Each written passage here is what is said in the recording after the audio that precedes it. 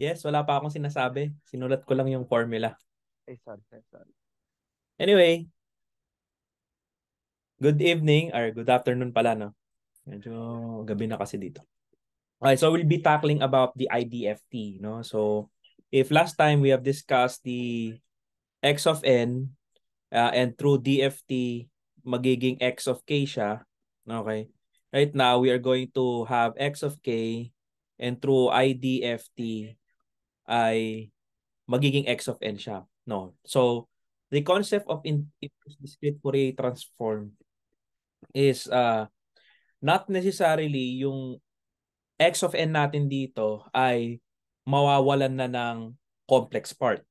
Okay? Kasi what we are doing when we are dealing with discrete Fourier transform as a general, it's a Fourier series. We must understand that using DFT or IDFT, either of the two, we are actually converting those signals into sinusoids.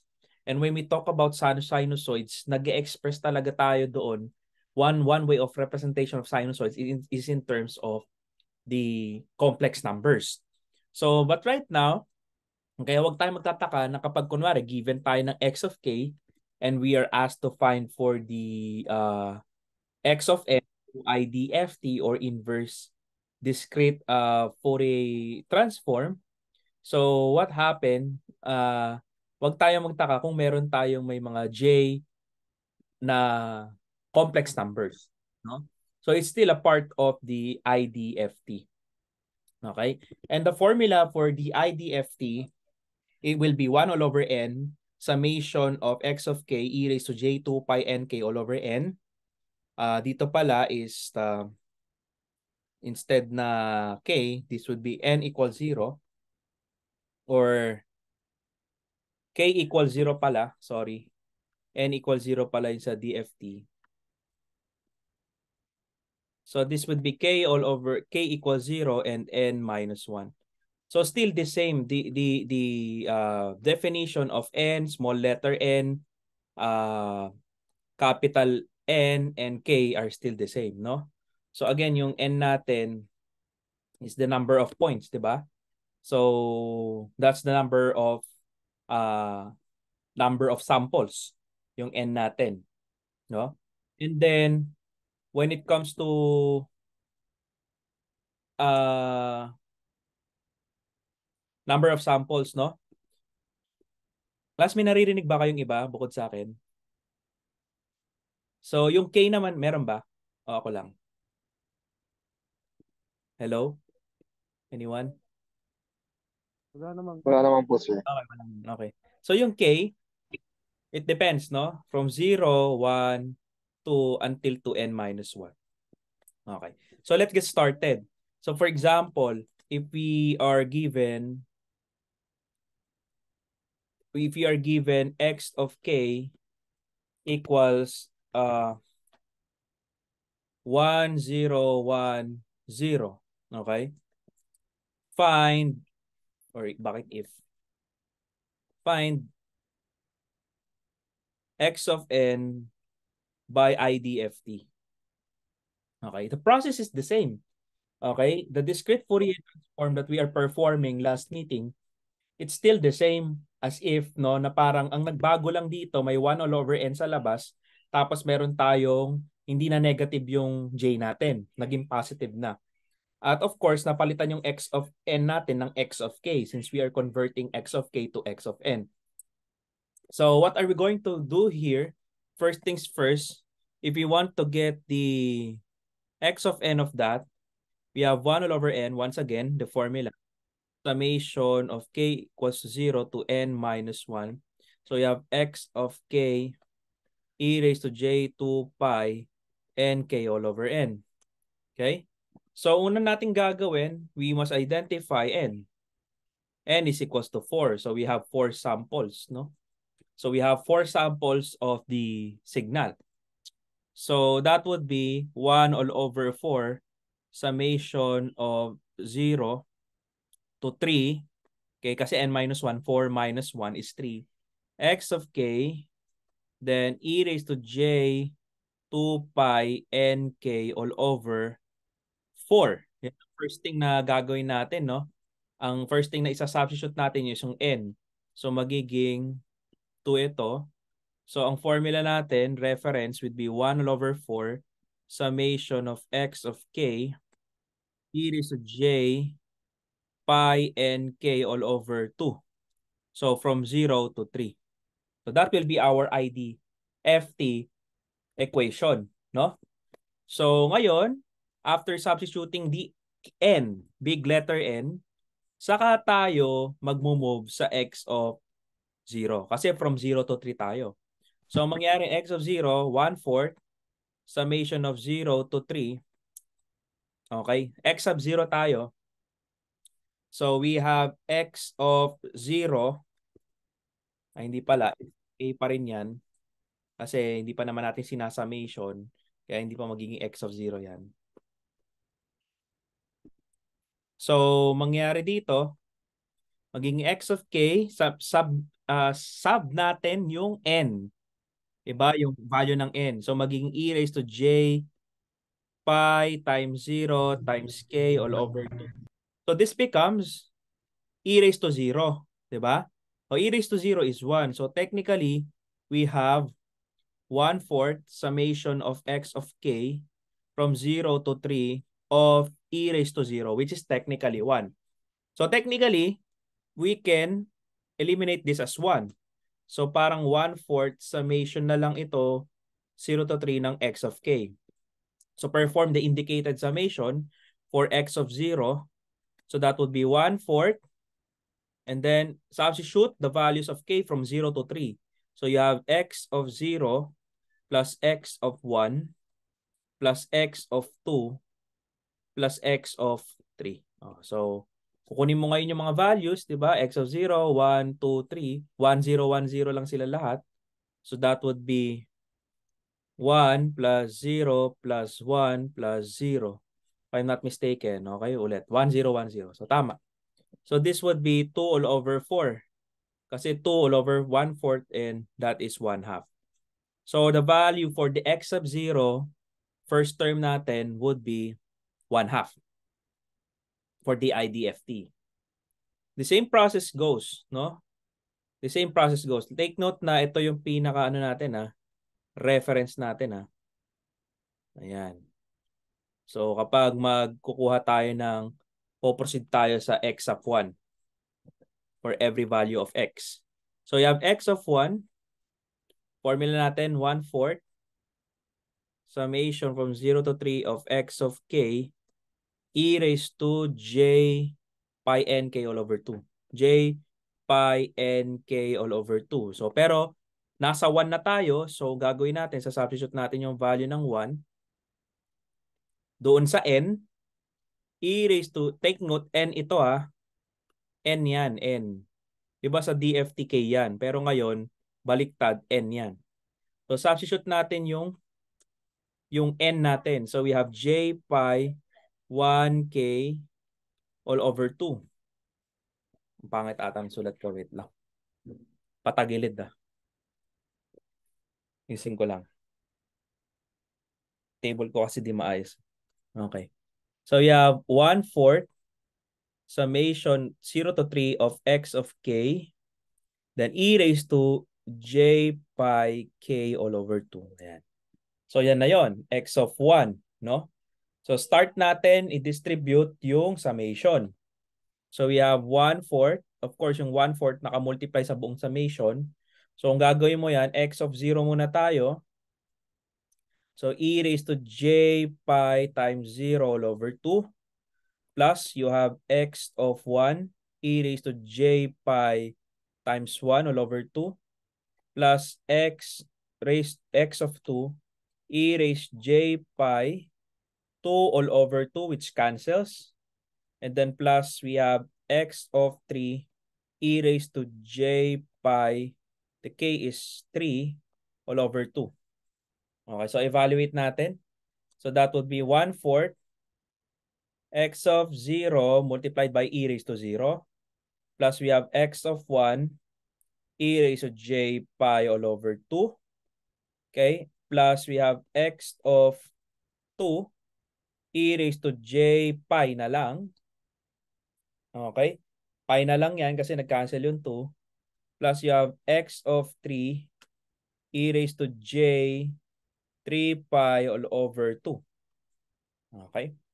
So that's for the IDFT. That's for the summation. Now, paano natin gagawin to? The same process. X sub 0 natin is 1. E raised to 0 is 1. X sub 1 natin is 0. Diba? 0 to eh. 0 yung sumunod. Ay, ba't sumama yung ano? Yan. So, 0 yan. So, kahit ano pa tong value nito, magiging 0 yan. Diba? So, plus x of 2 is 1. 1, 0, 1, 0 tayo eh. So, e raised to j pi, which is cosine of pi plus, okay? J sine of pi. Di ba nakaraan minus? Kasi may minus dito. Pero dito walang minus. So, kaya, ano lang yan? Ay, ba't ganun? Wait lang, ay mabura. So, baka ma-confuse pa kayo ha.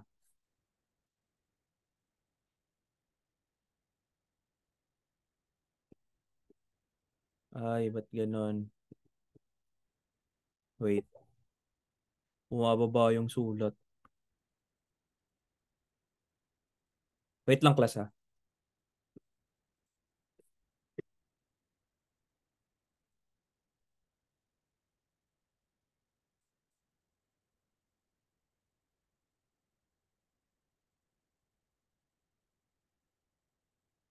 So, ulitin na lang natin. Nawala siya.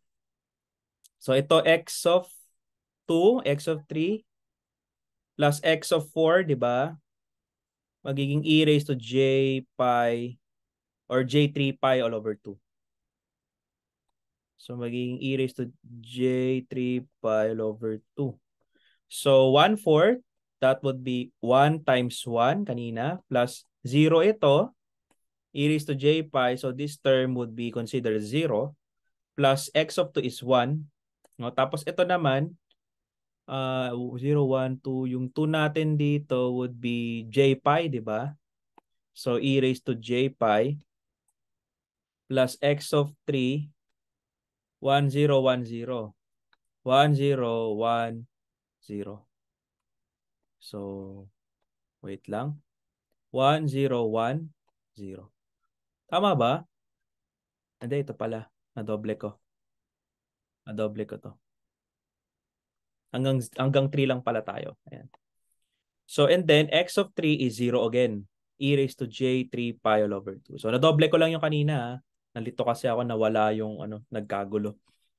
So, this is yung x of 0 is 1. X of 1 is 0.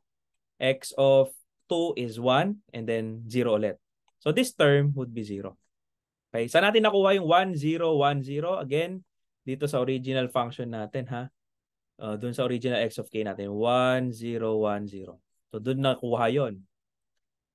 So, kung tutusin, ang pinaka ano lang natin, we have 1 plus, meron tayong cosine of pi plus j sine of pi. Ayan. Paki-evaluate ito. Plus. Ayan.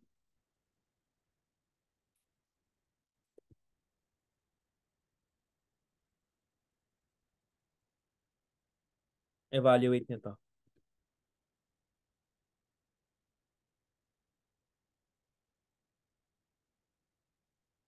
Zero ba?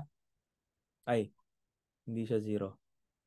Zero ba? Tama ba? 0? 1/4, 1 minus 1. Kasi magiging 1 minus 1, no? Tama. 0 to.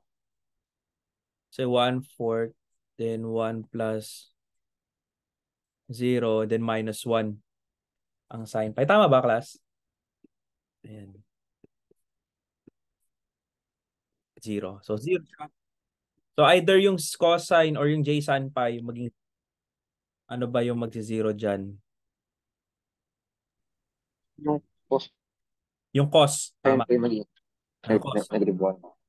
So, yung cos yung magiging, eto, lalagay natin. Wala kasi akong calcu dito eh. Plus Tama ba? 0. Yan. So, yan. So, 0 ito. Kasi nga, 1/4 times 0 will be 0. Eh, correct nyo na lang kung tama yung cosine pi ko or j sin pi ko, ano yung negative 1 dyan or yung 0 dyan. Okay? Pero ang sagot dyan, 0 kasi nakamultiply siya sa 0. The next one is the x of 2. Kasi nga, 1 all over 4 tayo, summation of 0 to 3, x sub n, e raised to j, okay.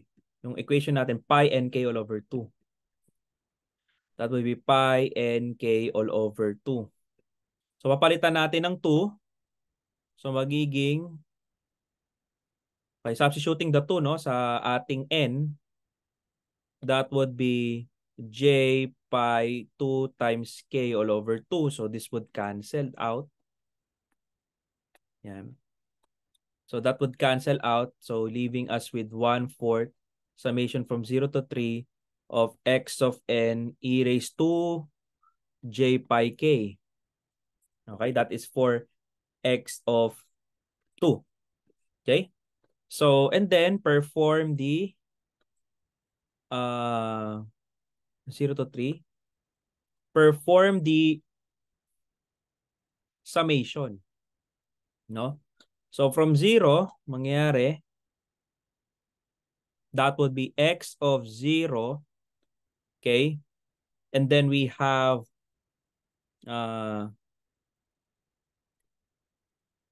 wait lang. Ano nangyari? Oh, tama lang naman. J pi k. Oh, tama. So, k ito, no? Hindi, ano.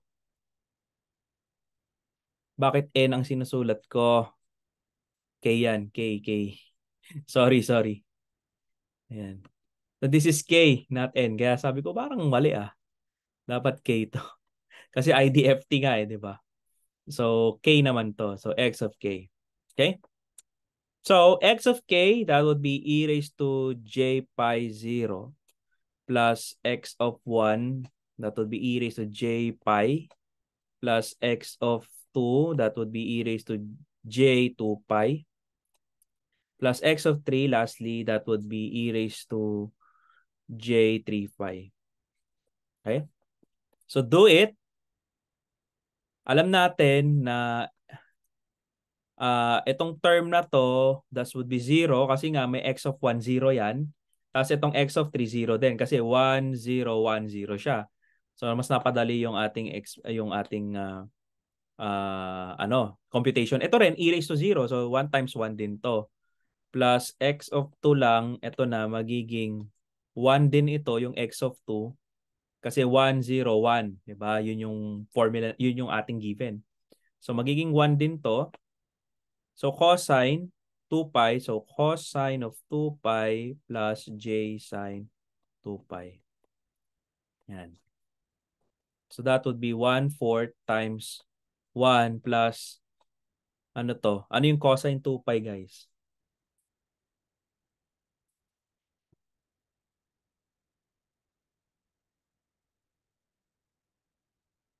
Ano yung cosine 2 pi? 1 po, sir. 1. Yung sine 2 pi, 0 po. 0. So 0 to. Diba? So mangyayari 1 plus 1, 1/4 times 2. Diba? Tama. Hindi pala plus 0. 0j. Ito ay 0. J times 0. Okay. So 1/4 plus 2, 2 times 1/4, that will be 1/2 or 0.5. So yun yung magiging sagot natin. So evaluate nyo lang to napakadali lang, sa calculator lang yan. Of course may j din tayo. So 0 naman yung sine 2 pi, so kaya 0 times j would be 0. So 1 plus 1 times 1/4, that would be 1/2. Equivalent na decimal is 0.5. Lastly, we have x sub 3. So x of 3, x of k, e raised to j2, hindi pala yan, e raised to j pi nk all over 2. So j pi nk all over 2 from 0 to 3. So substitute yung value ng n natin. So magiging 1/4 Diba? Yung n natin would be e raised to j 3 pi k all over 2. Okay, sinubstitute natin yung n o yung k. Tama ba? Yung k or yung n pala kasi x of n. X of n. N. So we have x of 4. X of 4. Okay. Evaluate natin 1/4. Okay. Ang substitute naman natin is for the summation ay yung value ng k naman natin from 0 to 3. So if we do that from 0 to 3, okay, that's still the same x of k e raised to j 3 pi k all over 2. So do it just like what we are doing right here. Okay, so ang ginawa natin, in-expand natin yung variable. Okay, sinulat ko lang ulit eh. Expand natin yung ating summation. Magiging 1/4. Okay. X of 0, then e raised to j, okay, 3 pi k all over 0. So, 0 din to. Plus we have x of 1, e raised to j, 3 pi of k. What is k? 3 pi of k pa rin. Or 3 pi all over 2. Kasi yung k is 1 naman. Plus x of 2, e raised to j, 3 pi k. So kung 2 yan, magiging 6 all over 2 or 3. Diba? So 3 pi lang, simply. So we have x and 3. Lastly, for the value of 3, we have x of 3, e raised to j, 3 pi times 3, which is 9 pi all over 2. So, pero alam natin na yung x of 0 kasi, x of 1 kasi is 0, yung x of 3 rin ay 0. So, totally eliminated na kagad sila, no? So, 0 ito and then 0 ito. Thanks to the given kasi 1, 0, 1, 0 siya. So, 1, 0, 1, 0. So, kaya tama yan. So, we have 1/4. X of 0 is 1 and then times 1 din to kasi e raised to 0. Plus 1, ito naman. Tapos ito naman naka-cosine, of course, 3 pi plus j sine 3 pi. So that would be 1/4 times 1 plus, ano yung cosine 3 pi guys?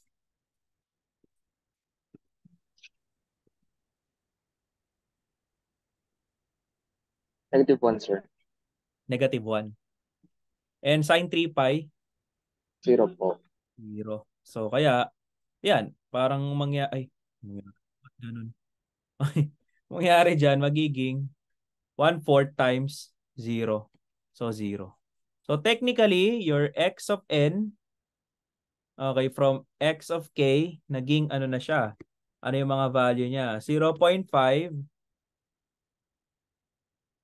then 0, then 0.5 ulit, then 0. Kung mapapansin ninyo. Yan, umaangat yung ano ko. Ba't kaya ganun?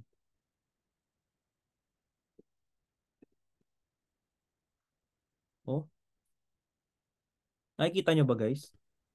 Opo, sir. Sa ano po yun? Sa Zoom niyo po na ano yun? Sa Yung sa Zoom po yung isa, yung sa share screen po. Kaya po naging sa share screen? Opo, sir. Hindi, umaangat siya eh. Yun.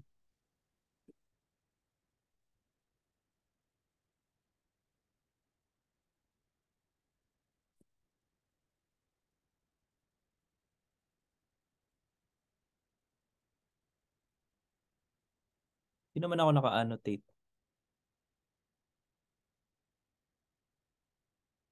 Hindi naman siya. Kasi dito talaga yan eh, sa ano, notepad. Ayun no, parang, kaya nagiging ganyan. Sige, pick. Ayan, maayos siya. Ayan. So ito yung sagot guys. 0.5, 0, 0.5, and 0. Take note of it. So may mga times na, uy, talaga oh. Kaya ganun.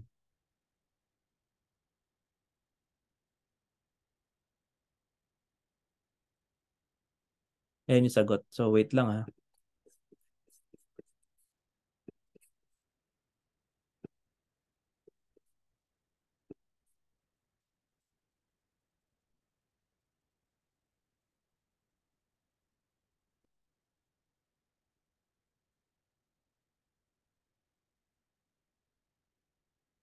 Ayan. May question doon.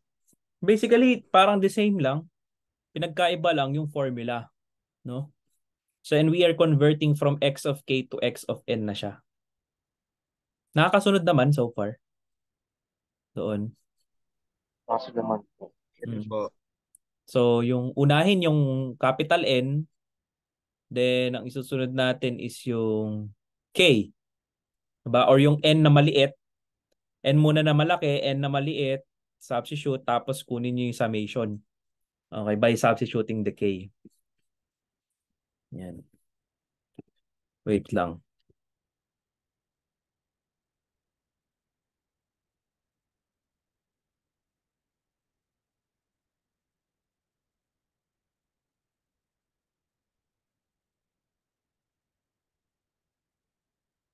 So, computin naman natin yung 4204. Okay, so given, share ko yung screen ko ulit. Nawala kasi. May question? Yes po, okay. So, given naman tayo ng x of k, so you have 4204 no, as x of k, find x of n using IDFT. So, again, ang formula natin, x of n, we have 1 all over n, summation, okay, of our x of k here, and then e raised to j2 pi nk all over n. And then, from summation ng k equals to 0 to n minus 1.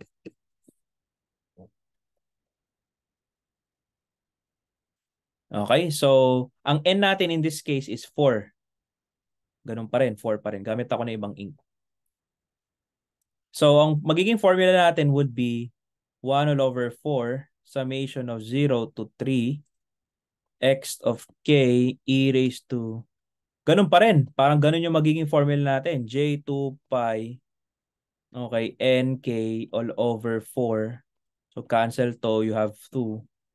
So magiging 1/4 summation from 0 to 3 of x of k e raised to j pi nk all over 2. So reference natin, equation. So yan yun. Okay, so we have to take note of this. So that if we go now to x of 1, kukunin natin yung x of, talagang gumaganon na.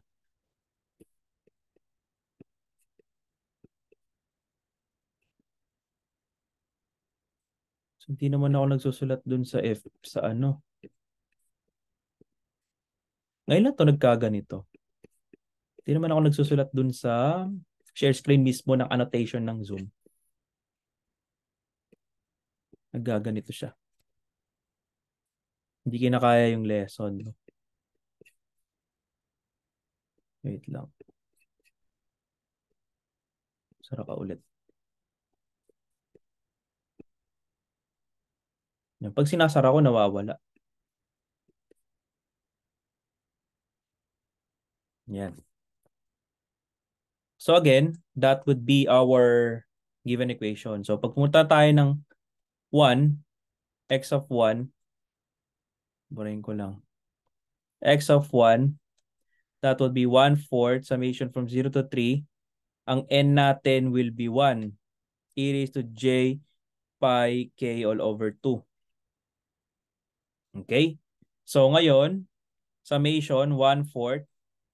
So now you have x of 0 e raised to j pi 0 all over 2 plus x of 1. X of 1 na tayo, e raised to j pi all over 2 naman kasi k is 1 na. Plus x of 2 natin, that would be e raised to j pi. J pi na lang kasi 2 all over 2 yung k natin. plus x of 3 natin, that would be e raised to j 3 pi all over 2. Okay? So again, that would be 1/4. Then we have for, wala. Wait. Dapat ata i-full screen ko siya.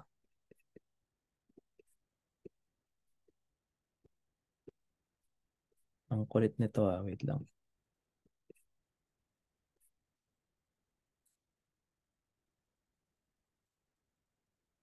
Ayan, kita na ulit. Yes po.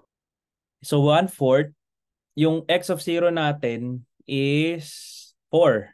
Diba? So 4 times e raised to 0, which is 1, plus x of 1 natin would be 2. Then ito ay cosine of pi all over 2 plus j sine pi all over 2. No?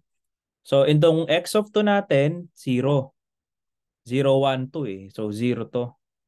Technically 0 na lang to. Kasi nakamultiply sa 0. Tapos yung x of 3 natin ay 4. 4 din. So you have 4. You have cosine of 3 pi all over 2 plus j sine 3 pi all over 2. Yan. Then parenthesis natin. So pakibanggit na lang sa akin. 4 times 1 is 4. Then ang cosine pi all over 2 guys.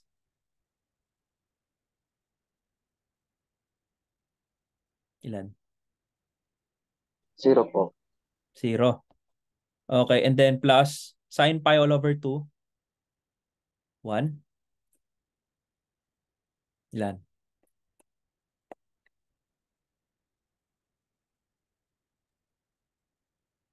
Tagal guys ha. 1 po, 1. Sir, 1 po. Iniintay ko. Sir, 1. Wala kasi akong calcu. So plus 4 cosine 3 pi all over 2. Cosine 3 pi. 0. 0. 0 po. 1. Sine 3 pi. Sine 3 pi all over 2. All over 2 ha. May over 2 ha. Sine 3 pi all over 2. Negative 1 po. Ha? Negative 1 po. Negative 1? Negative 1. Okay. Negative 1. So simplify lang natin. We have 1/4. 4 plus 2 times 0, 2. And then we have j2 plus 4. And then we have negative 4. Diba? So yan. So 4 minus negative 4, diba? So mangyari dyan, magka-cancel lang yung 4. Wait lang, agugulo talaga.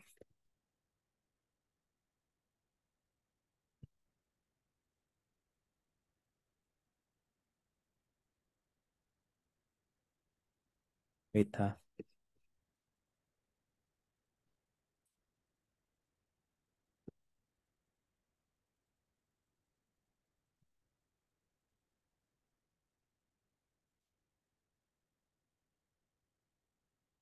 So kita na ba ulit?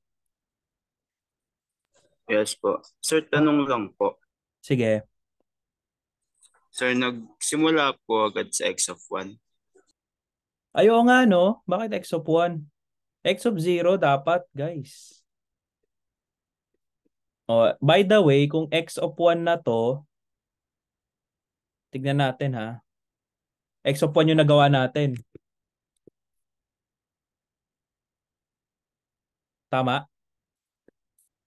Yes po, sir. Yes po. Oh, so kung x of 1 yung nagawa natin, tama pa rin. X of 1 lang ang nauna natin. Hindi ko napansin. Pero tama naman, j pi all over 2k. So, magiging sagot natin dito.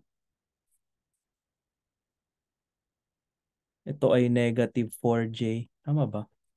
Ayan. So, 4 times 0, negative 4. Unahin na lang natin yung x of 1. So, that must be 1/4 times 4 minus 2j. So, mangyari magiging 1 minus 1/2 j or 1 minus j 0.5. Diba? So, tama yan. So, x of 1 ang nauna natin. Thank you so much for that. So x of 0 tayo. Mas madali naman ang x of 0. So magiging 1/4 summation from 0 to 3. X of k tayo, e raised to j pi k all over 2. So substitute natin yung yung 0, j pi n k. So 0 of k all over 2. So technically, alam na natin yan. 1/4 0 to 3 x of k e raised to 0, which is x of k lang din. So gawin natin, x of 0, kunin muna natin. That's 4204. No? Ang kulit talaga. Ganun. So 4 plus 2. Ang kulit. Wait nga.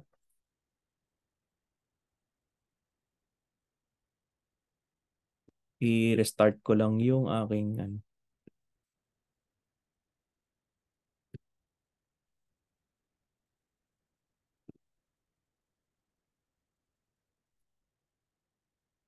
Ayan. Ayan. So 1/4, 4204, no? Given 4204. So 4 plus 2 plus 0 plus 4. Iba yung font niya. O yung style. So this is 610. 610 all over 4. So that would be 5 all over 2. Tama? Or 2.5, di ba? So 5 all over 2. So that is x of 0, x of 1. Nauna lang natin kunin yung x of 1 kanina. Ay, nako. Ba't kaya nagaganyan talaga? Alam nyo ba guys kung paano to? Hindi naman ako nag-a-annotate sa Zoom. Bigla na lang siyang gumaganyan. Okay, so tuloy natin. X of 2 naman tayo. O yan din oh, sumasama na rin siya. Ang kulit. Oh, sumasama talaga siya. Wait. I don't know why. May nakakaalam sa inyo. Pakisabi kung bakit ganyan.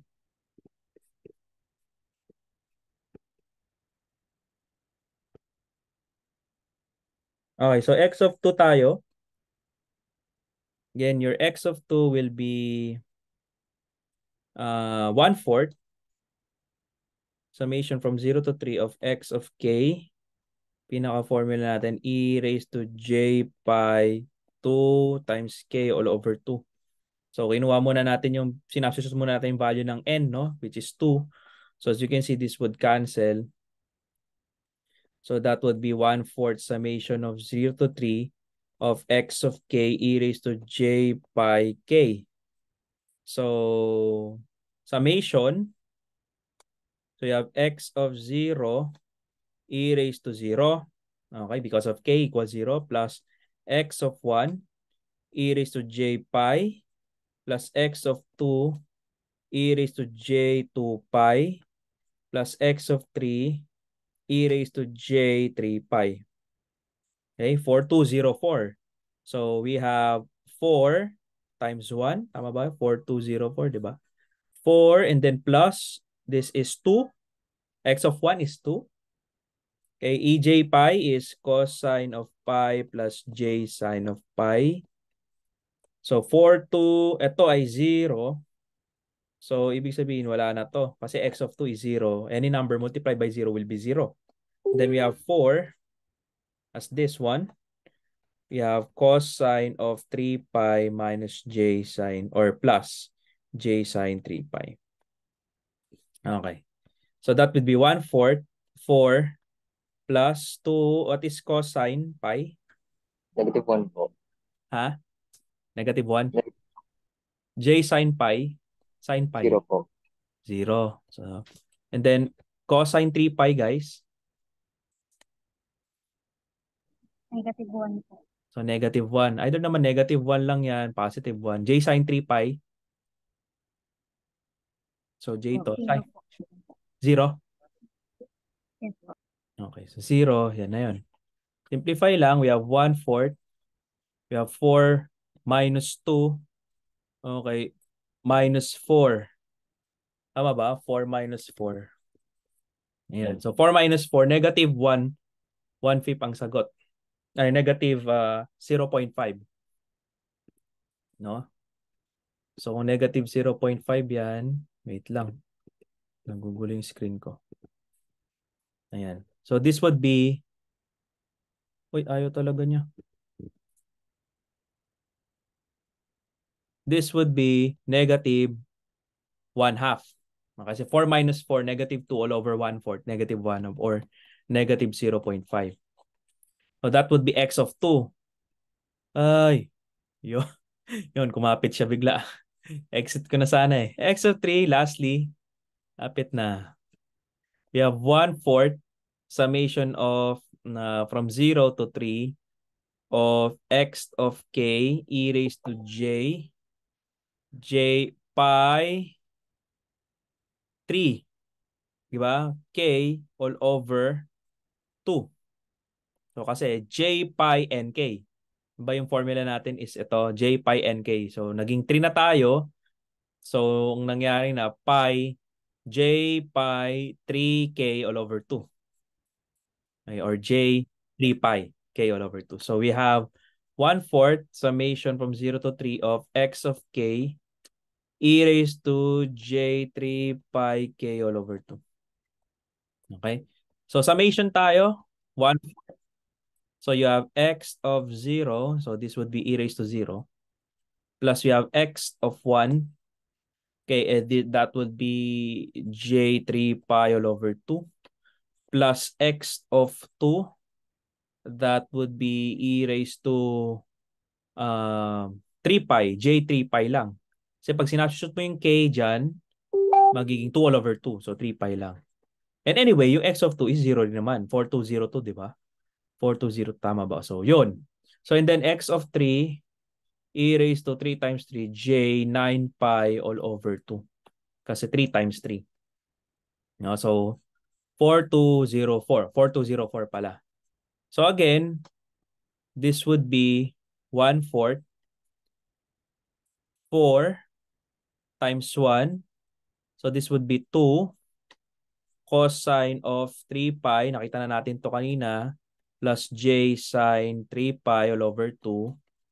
Okay. 420. So, ito ay 0. 4204, then plus 4. So, then we have cosine of 9 pi all over 2 plus j sine of 9 pi all over 2. So, evaluate that. That would be 1/4. 4 plus 3 pi all over 2, class. Ano yung 3 pi all over 2? Cosine? 0 po. 0. O nga, 0. So, 2 times 0. Tapos yung sine 3 pi all over 2? Negative 1 po. Negative 1. Tama. So, this would be negative 1. Okay, and then plus 9 pi all over 2 cosine. Cosine of 9 pi all over 2.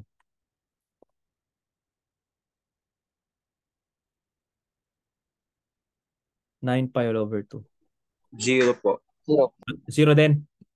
So 0, and then yung j niya, yung sine pi, sine 9 pi all over 2.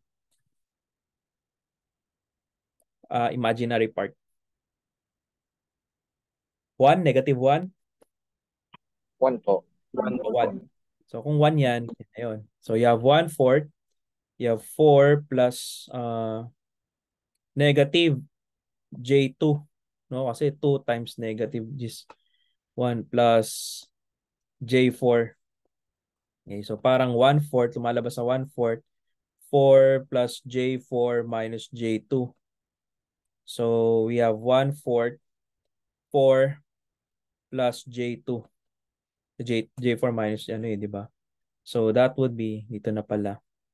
That would be 1 plus 0.5. J 0.5. So T 2 all over 4. So this would be our x of 3.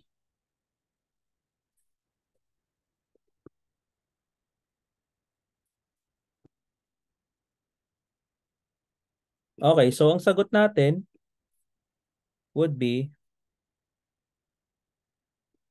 x of n would now be Ano ba yung x of 0 natin? 5 halves or 2.5, no? 5 halves, 2.5. X of 0 yon. Nauna lang yung x of 1. So 1 minus j, 0.5. Okay, that's x1. x2 would be negative 0.5. Negative 0.5. And x of 3 was 1 plus j, 0.5. So that will be our x of n. Pasensya na kayo, medyo naglolo ko yung screen ko.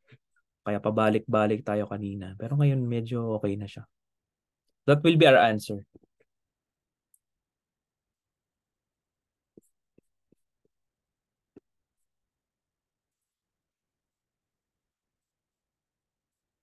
Okay, so pretty much the same with the DFT. So pinagkaiba lang yung formula. Yung DFT walang 1 all over n pero may negative yung j. And then yung IDFT may 1 all over n pero walang negative yung j sa taas. So in the Euler's form then magiging plus din to rather than minus. Naging plus na siya rather than minus. Kasi kapag may negative, magma-minus talaga yon. Pero kapag positive naman yung j, okay, yung exponential, wala na magiging positive din yan. So take note nyo na lang, 'di ba sa DFT, e raised to negative j pi, 'di ba? So kaya mangyari talaga diyan cosine of pi minus j sine pi. So kapag naman e raised to j pi for the IDFT, positive naman 'yan kung napansin ninyo. So plus siya, hindi minus.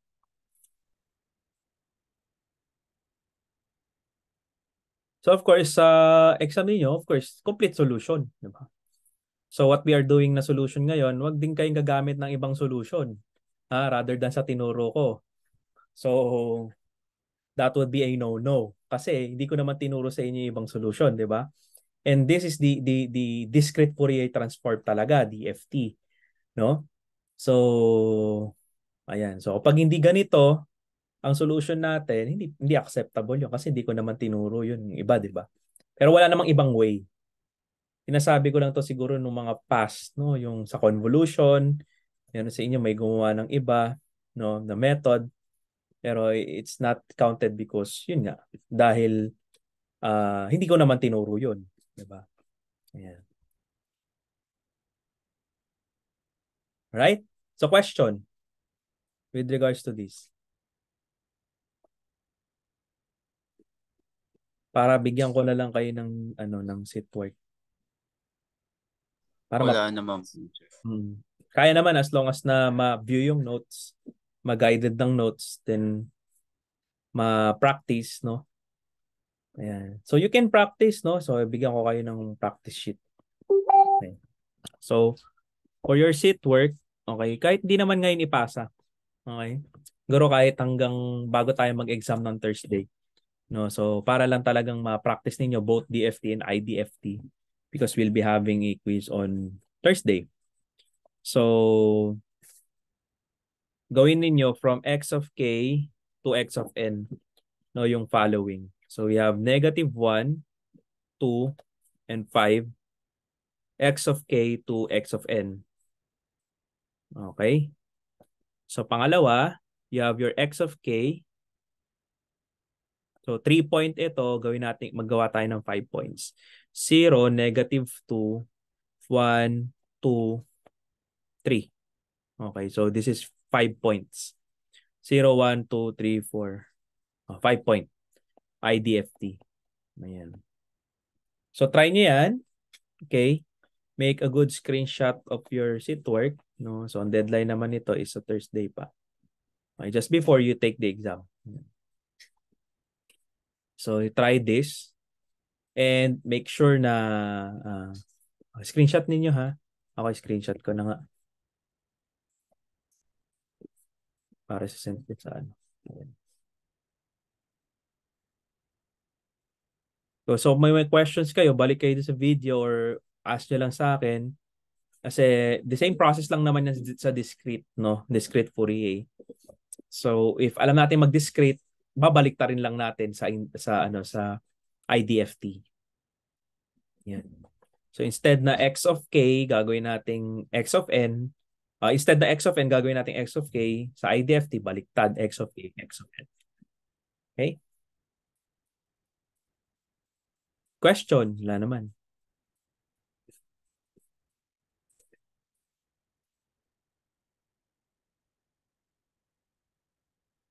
Wala naman, class. All good. Po, sir. Goods po. Hindi naman Okay. So, send ko lang yung sit work